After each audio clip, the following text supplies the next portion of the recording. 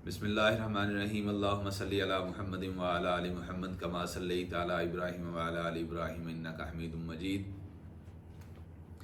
अल्लाहुम्मा बारिक अला मुहम्मदिन व अला आलि मुहम्मद कमा बारिकता अला इब्राहीम व अला आलि इब्राहीम इन्नका हमीदुम मजीद। रब्बि यस्सिर व ला तुअस्सिर व तम्मम बिल खैर रब्बिरहमहुमा कमा रब्बयानी सगीरा।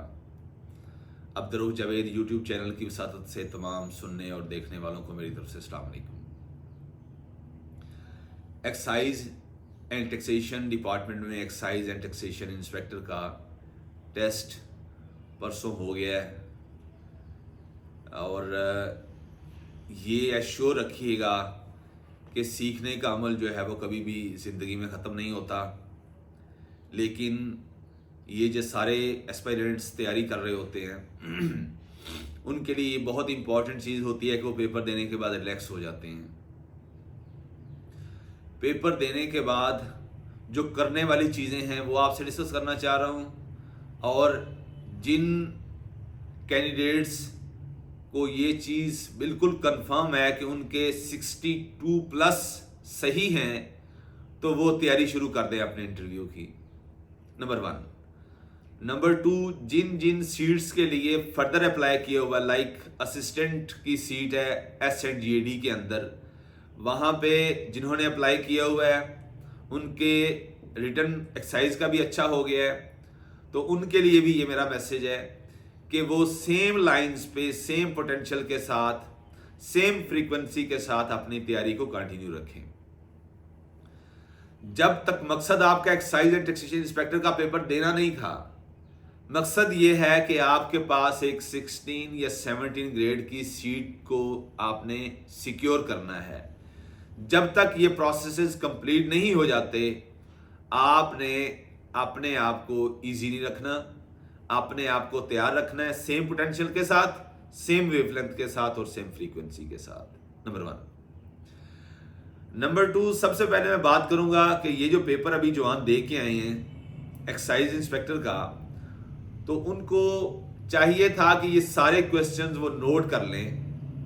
इस हवाले से अगर उन्होंने नोट नहीं किए, वो मॉर्निंग का पेपर हो या इवनिंग का पेपर हो, जो जो उनके माइंड में, जब वो अपनी मेमोरी को रिकॉल करें, जो जो भी क्वेश्चंस उनके माइंड में आए तो वो लिखते आए अपने रजिस्टर के अंदर। मॉर्निंग के पेपर को भी देखें, सोशल मीडिया का दौर है, सोशल मीडिया पे शेयर भी हो रही हैं चीज़ें।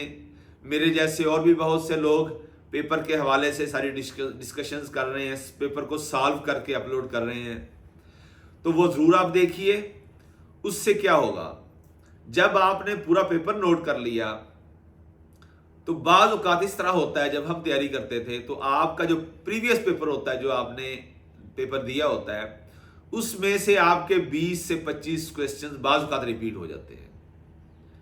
तो फिर बंदा तब सर पकड़ के बैठता है कि यार मैं अगर उस पेपर को जब मैं दे के आया हूँ आके उस उन्हीं क्वेश्चंस को मैं अच्छी तरह अटेम्प्ट कर लेता, उनको सॉल्व कर लेता, उनके आंसर्स डिस्कस कर लेता, चेक कर लेता गूगल से, तो मेरे कम से कम ये 20 से 25 जो नंबर हैं ये तो मेरे सिक्योर हो जाने थे।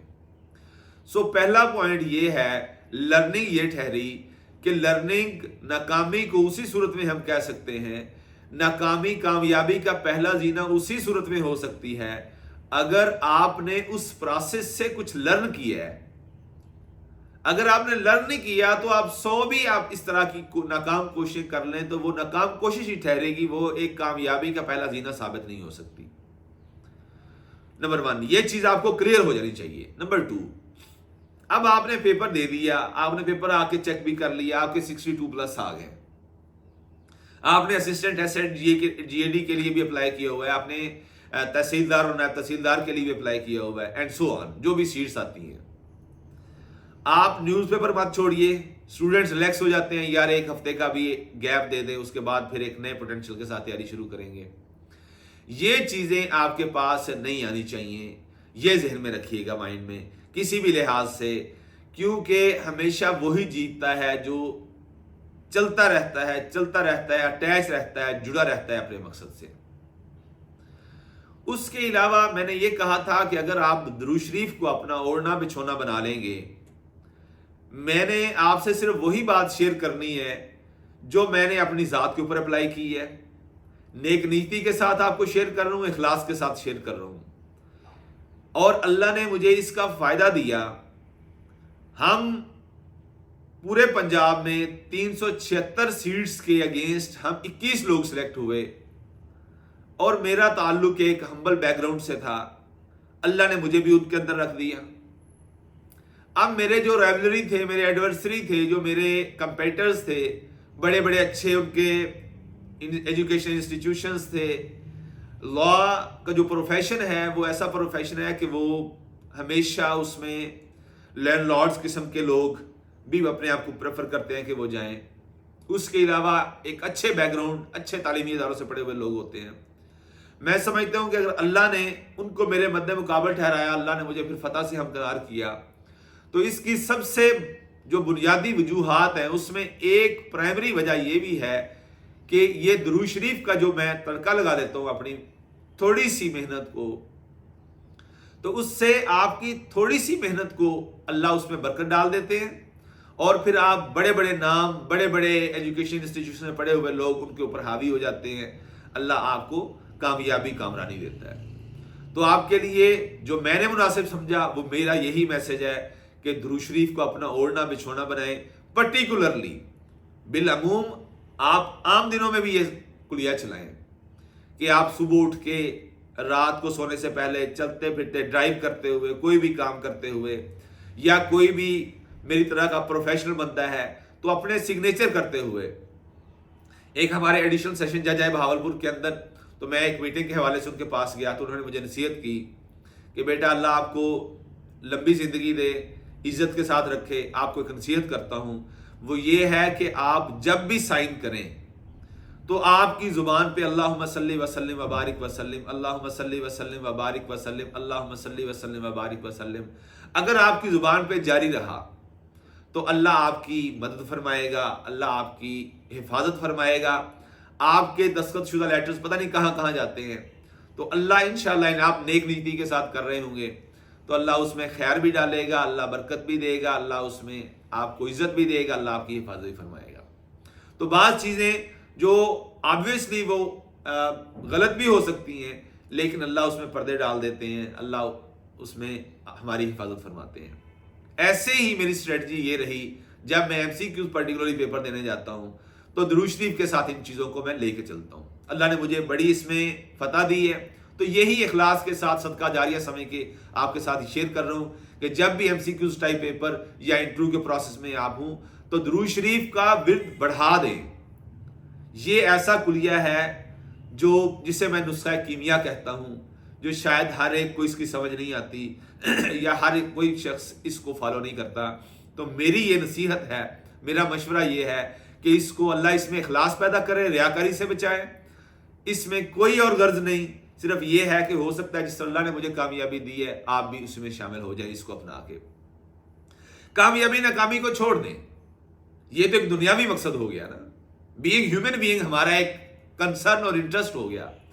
इसके अलावा ये ऐसी चीज है जिसको रियाकारी के तौर पर भी किया जाए तो अल्लाह कबूल करते हैं, क्योंकि ये ऐसा विर्द है, ये ऐसा जिक्र है जिसे अल्लाह भी करते हैं, अल्लाह के फरिश्ते भी करते हैं। और ये कहा गया है कि आप भी ईमान वालों, आप भी ये काम करें। तो आपको चाहिए कि इस चीज को अपना ओढ़ना बिछोना बना लें। इंशाल्लाह आपका टेस्ट पास हो गया। अब टेस्ट के बाद आपका साइकोलॉजिकल प्रोसेस है, उसके हवाले से मैंने डिटेल एक वीडियो शेयर की हुई है, लेकिन वो पर्टिकुलरली CDD के हवाले से थी। अगर एक्साइज वालों का अभी कंफर्म हो जाएगा कि साइकोलॉजिकल आता है या नहीं आता। अगर नहीं आता तो फाइनल इंटरव्यू के लिए मेरी चंद गुजारिशात हैं, इनको सुनिए, इनको फॉलो करिए, ऑब्जर्व करिए, अपनी रूटीन का हिस्सा बनाइए, अपनी टर्न का इंतजार करिए दुरूद शरीफ के साथ।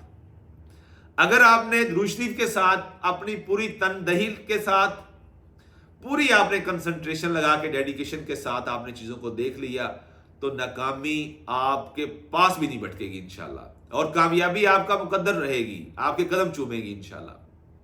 सबसे पहले आपको अपना एक अच्छा इंट्रोडक्शन तैयार करना चाहिए। अब स्टूडेंट जब इंट्रोडक्शन करते हैं अपना तो उस हवाले से बड़े कंफ्यूज हो जाते हैं, उनको इस चीज की समझ नहीं आती कि इंट्रोडक्शन में किस किस चीज को इन्वॉल्व किया जाए, इंक्लूड किया जाए, और किस किस चीज को एक्सक्लूड किया जाए, ताकि आपका एक जामे किस्म का जो है वो इंटरव्यू के लिहाज से इंट्रोडक्शन बन जाए। सो आपको चाहिए कि आप इस चीज को इस तरह फॉर्मुलेट करें कि आप अपना रजिस्टर ओपन करें, आपके माइंड में अपने आप से रिलेटेड, आपकी जात से रिलेटेड जितने भी क्वेश्चंस आते हैं आप उसको पेन डाउन करें। लाइक मेरा नाम अब्दुर्रऊफ जावेद है। अब अब्दुर्रऊफ जावेद के क्या मायने हैं, आपका नाम किसने रखा, आपका माइंड इस हवाले से 110% क्लियर होना चाहिए।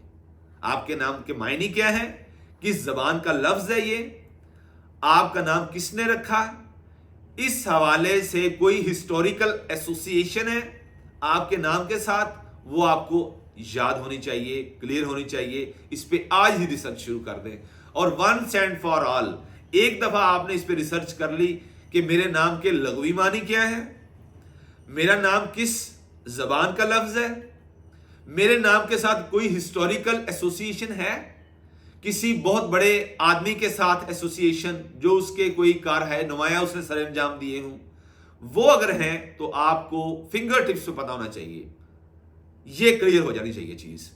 मेरा नाम किसने रखा ये भी क्लियर होना चाहिए। उसके बाद आपकी डेट ऑफ बर्थ, इस हवाले से आप 110% श्योर हूं। उस जो आपकी डेट ऑफ बर्थ है उस दिन के हवाले से कोई इंपॉर्टेंस है, कोई हिस्टोरिकल एसोसिएशन है, तो आपको फिंगर टिप्स पे होना चाहिए कि इस दिन ये हुआ था, इस दिन वैसे भी ये हुआ था, मैं उस दिन पैदा हुआ था। तो इन चीजों को आप अपने माइंड में रखिएगा। दो चीजें हो गई, नाम, डेट ऑफ बर्थ। उसके अलावा आपके वालिद साहब का नाम, and same message goes for the name of your respected father, कि आपके वालिद का नाम जो है उसके मायने क्या है, कोई हिस्टोरिकल एसोसिएशन आपको याद होना चाहिए, और उनका भी किस जुबान का लफ्ज है ये भी आपको कंफर्म होना चाहिए। इस हवाले से आप कितने बहन भाई हैं, उन बहन भाइयों की क्वालिफिकेशन क्या है, उन बहन भाइयों की एज कितनी है, उन बहन भाइयों में आपका कौन सा नंबर है, इस हवाले से आपको क्लियर होना चाहिए। आइदर वो आपका साइकोलॉजिकल असेसमेंट टेस्ट हो या आपका फाइनल इंटरव्यू हो। बाज़ औक़ात इस तरह हो जाता है कि फाइनल इंटरव्यू में भी इंटरव्यू से पहले आपको परफॉर्मा दिया जाता है कि इसको फिल करें। जब आपने इस पर्सपेक्टिव और इन लाइंस पे तैयारी नहीं की होती तो फिर आप वहां पे कंफ्यूज होते हैं। आपने टाई कोट पहना होता है, सूट पहना होता है, 3 पीस पहना होता है, तो आपके पसीने छूट रहे होते हैं, तो वो एक बड़ा अनहेल्दी मैसेज कन्वे करते हैं फॉर द जो आपका पैनल होता है इंटरव्यू का या साइकोलॉजिकल का। तो इस हवाले से इन चीजों को आप क्लियर रखिए। आपका नाम, आपकी डेट ऑफ बर्थ, आपके वालिद साहब का नाम, उनकी डेट ऑफ बर्थ, उनकी डेट ऑफ बर्थ के हवाले से एसोसिएशन, हिस्टोरिकल एसोसिएशन, आपके नाम के साथ हिस्टोरिकल एसोसिएशन आपको कंफर्म होना चाहिए। ये दो चीजें होगी। उसके बाद आप कितने बहन भाई हैं, उनकी क्वालिफिकेशन क्या है, उनकी एज कितनी कितनी है, आपको 110% क्लियर होकर जाना है आपने। आपके वालिद साहब की एज कितनी है, आपके वालिद साहब का प्रोफेशन क्या है, आपकी अम्मी की एज कितनी है, अम्मी का प्रोफेशन क्या है, ये आप बिल्कुल नहीं भूलेंगे। उसके बाद आपने मैट्रिक कहां से किया, लाइक मैंने मुल्तान से किया, कौन से साल में किया वो आपको पता होना चाहिए। आपका रोल नंबर क्या था, आपके टोटल मार्क्स कितने थे और टोटल में से आपने कितने हासिल किए, उसकी परसेंटेज कितनी बनती है, आपने किस शहर से किया, उस शहर की हिस्टोरिकल इंपॉर्टेंस क्या है, मत भूलिएगा। ये आपका मैट्रिक की भी बात कर रहा हूं। अब मैट्रिक के साथ ही आप जब आपने अपना बताना है ना, लाइक मैं कहता हूं I hail from district Bahawalnagar, tehsil Chishtian, Chak number 202 Murad. इसमें डहरावाला आया, इसमें तहसील चिश्तियां आई, इसमें डिस्ट्रिक्ट बहावलनगर आया, डिवीजन बहावलपुर आई।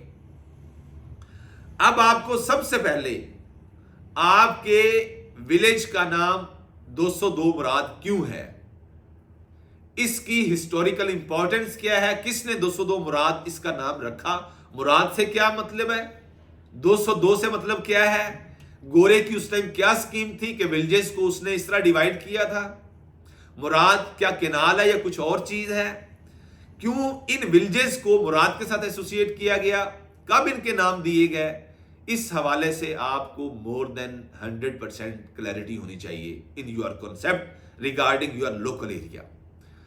अगर आपको इस चीज का नहीं पता तो वो इसका ये मतलब लेता है कि इसको अपने गांव का नहीं पता, ये जहां पे रह रहा है इसको उसका नहीं पता, इसको पाकिस्तान, इसको अमेरिका, इसको इंग्लैंड, इसको जर्मनी, इटली, फ्रांस का क्या पता होगा, इसको गवर्नमेंट स्ट्रक्चर का क्या पता होगा, इसको अपने स्टेट स्ट्रक्चर का क्या पता होगा, इसको अपनी जॉब डिस्क्रिप्शन के हवाले से जो हिरार्की है उसका क्या पता होगा। सो अपने आप को इन चीजों के लिए तैयार कर लीजिए। सबसे पहले मैंने अपनी एग्जाम्पलीफाई किया अपने आप को आपके सामने, मैंने अपने विलेज का नाम बताया, उसकी वजह तस्मिया के पीछे गया। अब मेरा शहर डहरावाला है।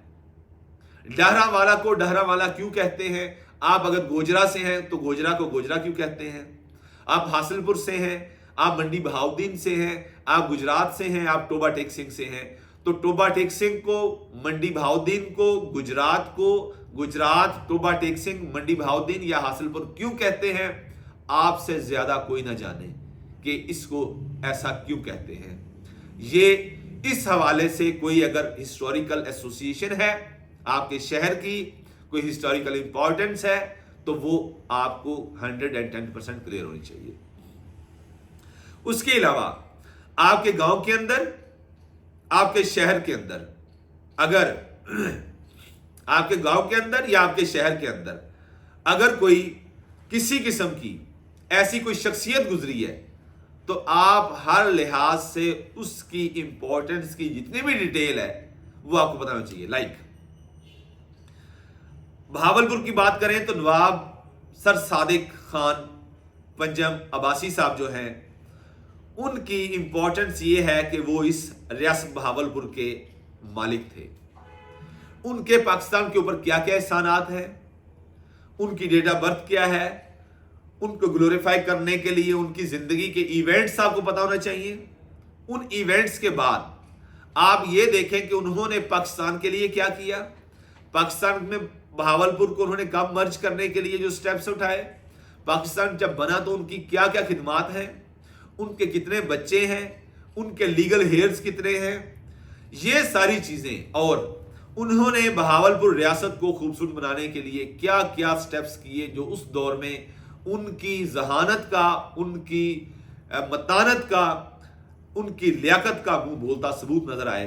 तो ये चीजें आपको पता होना चाहिए। ऐसे ही आपके अपने लोकेलिटी के, आपके अपने एरिया के, आपके अपने डिस्ट्रिक्ट के, आपके अपने डिवीजन के हवाले से जो भी इस तरह की इंपॉर्टेंस है उसमें आप 110% क्लियर हो।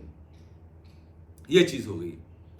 आप इन चीजों को करना किस तरह है? आपने आपके माइंड में रजिस्टर खोल लें, रजिस्टर खोल लें, कलम पकड़ लें।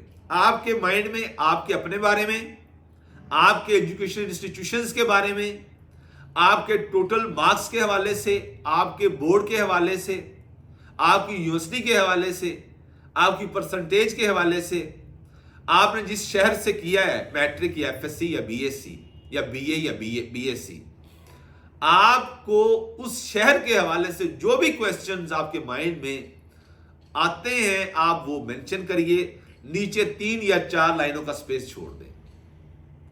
क्वेश्चन लिख लें, 3 या 4 लाइनों का स्पेस छोड़ दें, और फिर उसको आप किसी भी सीनियर से, किसी भी प्रोफेशनल से, किसी भी ऐसे प्रोफेशनल से जो पीपीएससी के फोरम से सिलेक्ट होके आ गया है, या आपके शहर का वो जवान है, किसी कोई प्रोफेसर है जो इस सब्जेक्ट पे, इस क्वेश्चन पे आप समझते हैं कि उसको महारत होगी, वो कमा हक को हो, उसका जिस तरह हक है उस सवाल को अच्छी तरह सेटिस्फाई अगर कर दे तो आप उससे डिस्कस करें, और फिर आप फाइनल ना करें। आप उसका माइंड भी लिखिए, आप मुझसे ही पूछिए, XYZ से ही पूछिए, फिर एक आपका जामे मगर मुख्तसर उसका जवाब होना चाहिए कि ये इस सवाल का मुनासिब तरीन जवाब हो सकता है। तो मैं कहा करता हूं अपने स्टूडेंट्स को कि कम से कम 50 क्वेश्चंस आपने अपने बारे में, आपकी लोकेलिटी के बारे में, आपके शहर के बारे में, जो जो आपके माइंड में आ सकते हैं, जो एग्जामिनर आपसे पूछ सकता है, अगर आप जॉब कर रहे हैं, आपकी जॉब के हवाले से 50 मिनिमम क्वेश्चन आप लिखें, 3-3 लाइनें छोड़ दें और डिस्कस करें फिर सीनियर से। एक आदमी से सिर्फ डिस्कस नहीं करना, एक आदमी की ओपिनियन पे अपने तकिया नहीं करना, आप मुख्तलिफ लोगों से डिस्कस करके कंसेंसस के साथ एक मुख्तसर मगर जामे उसका जवाब बनाएं। वो 50 क्वेश्चंस आपका एक बेहतरीन मटेरियल तैयार कर देंगे। और इसमें जो प्लस पॉइंट है ये जो आपका मटेरियल है ये सिर्फ एक इंटरव्यू के लिए या एक एग्जाम के लिए सफिशिएंट नहीं होगा। फिर ये वंस एंड फॉर ऑल आपने ये मटेरियल तैयार कर लिया, जिंदगी में जब कहीं कभी बैठे हैं, आपको अपने बारे में अगर कोई पूछे, आपके इलाके के बारे में पूछे, तो आपकी वही एक दफा रिसर्च की हुई सारी जिंदगी आपके साथ चलती है और आपके लिए बाइस से इज्जत बनती है। इसमें ये राज मुज़मिर है जो बहुत कम लोगों को समझ आता है। उसके अलावा पर्टिकुलरली जो आप जॉब कर रहे हैं, आपने वो प्रोफेशन क्यों सिलेक्ट किया, उसमें आप बाई चॉइस आए या बाई चांस आए। अगर आप बाई चॉइस आए तो आपके पास उसका एक सीजनड रीजन बेस्ड आंसर होना चाहिए कि why did you select this profession, जिसमें आप पिछले 5 साल से 2 साल से सर्व कर रहे हैं, उसकी खूबियां खामियां क्या हैं, वो कितना इंपॉर्टेंट है पब्लिक सर्विस डिलीवरी के लिए, वो कितना इंपॉर्टेंट है कि आप उसमें रहें। अगला क्वेश्चन वो पूछता है कि आप इस डिपार्टमेंट को क्यों छोड़ रहे हैं। अगला क्वेश्चन वो पूछता है कि हम आपको क्यों सिलेक्ट करें। ये सारे क्वेश्चंस, ये जो मैंने अभी एग्जाम्पलीफाई किया 2-3 सवालों से, आपके माइंड में आज मेरी वीडियो देख के सबसे पहले आपने रजिस्टर खोलना है और ये 50 क्वेश्चंस आपने लिखने की कोशिश करनी है। आपके माइंड में 15 से आगे क्वेश्चन नहीं आ रहा, लेट्स सपोज आप किसी सीनियर के पास चले जाएं, मुझसे राब्ता कर लें, किसी से भी राब्ता कर लें, सर मेरे बारे में या मेरे शहर के बारे में या मेरी मौजूदा जॉब के बारे में और कौन से मुमकिन सवाल हो सकते हैं जो मुझसे पूछे जा सकते हैं। ये सारे सवालात पहले आप अच्छी तरह लिखें, उसके बाद फिर जैसे मैंने कहा कि बाकी लोगों से डिस्कस करके एक मुख्तसर मगर जामे उसका जवाब बना लें। तो यही मेरा आज का मैसेज था कि अभी दिन है हमारे, इन दिनों में आपने इस पैराए में अपने आप को लेके चलना है, इन खतूत पे अपने आप को चलाना है। नंबर 2, हम इन दिनों में क्योंकि पेपर दे के आए होते हैं, एक हेक्टिक एफर्ट होती है, एक्सरसाइज की होती है, पेपर दिया बंदा रिलैक्स होता है, एक ह्यूमन फैक्टर है, नेचुरल फिनोमिना है, बंदा रिलैक्स होने की कोशिश करता है या अपना हक समझता है कि मैं रिलैक्स हूं। लेकिन जैसे मैंने वीडियो के शुरू में कहा कि आपका मकसद एक्साइज इंस्पेक्टर का पेपर अटेम्प्ट करना नहीं था, आपका पर्पज है मैंने 16 या 17 ग्रेड की सीट को सिक्योर करना है। और जब तक यह पर्पज सर्व नहीं होता, आप सुख का सांस लेने के हकदार नहीं हैं। और दुरूद शरीफ पढ़ते रहेंगे तो आपका यह सफर अल्लाह मुख्तसर कर देगा, यह बात याद रख लें। और एक और चीज, इंटरव्यू में जाने से पहले या साइकोलॉजिकल असेसमेंट के लिए जाने से पहले अगर ये माइंडसेट के साथ आप गए कि जिस डिपार्टमेंट में सिलेक्ट होने के लिए मैं जा रहा हूं, अगर अल्लाह ने यहां मेरे लिए इज्जत रखी है या अल्लाह ने यहां पे मेरे लिए रिस्क रखा है, और अगर अल्लाह ने रखा है तो कोई रोक नहीं सकता, इंटरव्यू पैनल के मेंबर इसको रोक नहीं सकते। और अगर अल्लाह ने नहीं रखा तो ना कोई मेरी इज्जत को बढ़ा सकता है और ना ही मेरे कोई रिस्क को बढ़ा सकता है। इस माइंडसेट के साथ पूरे यकीन मुहकम जिसे कहते हैं, उसके साथ अगर आप जाएंगे तो कामयाबी आपका नसीब ठहरेगी, कामरानी शादाबी आपका मुकद्दर ठहरेगी। यह याद रख लें, इस माइंडसेट के साथ जाना है, आपको कोई कंफ्यूज नहीं होने देगा, यह याद रख लें। अच्छा, जो मैं बात कर रहा था बात यह थी कि इन दिनों के अंदर स्टूडेंट रिलैक्स हो जाते हैं। आपने न्यूज़पेपर को रिलैक्स अगर आप अपने आप को कर रहे हैं, फिर भी आप न्यूज़पेपर और टॉक शोज को देखना और सुनना और पढ़ना मत भूलिएगा। इन दिनों के अंदर अपने आइडियाज को, अपना ओपिनियन को डेवलप करें और उसको मैच्योर करें। आपका किसी भी टॉपिक के हवाले से, टॉपिक खा वो लोकल हो, वो रीजनल हो, वो नेशनल हो या इंटरनेशनल हो, उस टॉपिक के हवाले से आपका एक सॉलिड और साउंड किस्म का ओपिनियन होना चाहिए। इस हवाले से आप कंफ्यूज नहीं हूं कि मेरा क्या इसके हवाले से आंसर होना चाहिए। ओपिनियन तभी बंदा फ्रेम अपना करता है जब उसके बारे में एक उसको नॉलेज हो, सतही किस्म का नॉलेज हो, तो उसके बाद फिर उसको मजीद पॉलिश करे और डेवलप करे। सो बात का करने का मकसद ये, टॉक शोज, न्यूज़पेपर को मत छोड़िएगा दुरूद शरीफ के साथ। ये 2-3 चीजें हैं जो इन दिनों में आपने करनी है। और जो भी न्यूज़पेपर या टॉक शो सुने या न्यूज़पेपर पढ़े, रजिस्टर सामने रखें, उसमें फैक्ट्स एंड फिगर के साथ किसी का ओपिनियन कोट करें और फिर डिस्कस करें, सब ओपिनियंस को मिला के अपना एक साउंड किस्म का ओपिनियन तैयार करें। इंशाअल्लाह कामयाबी आपका मुकद्दर ठहरेगी अगर आपने दुरूद शरीफ को अपना ओढ़ना बिछोना बना लिया तो। अल्लाह इस सारी कोशिश और काविश में इखलास पैदा करे, अल्लाह इसको रियाकारी से बचाए, मेरे लिए और आगे इस वीडियो को पहुंचाने वालों के लिए इसे सदका जारिया बनाए। अल्लाह हम सब के वालिदैन की आंखें ठंडी रखे, हम सब के लिए आसानियां पैदा करे और आसानियां तकसीम करने का शरफ बख्शे। अस्सलाम वालेकुम रहमतुल्लाह।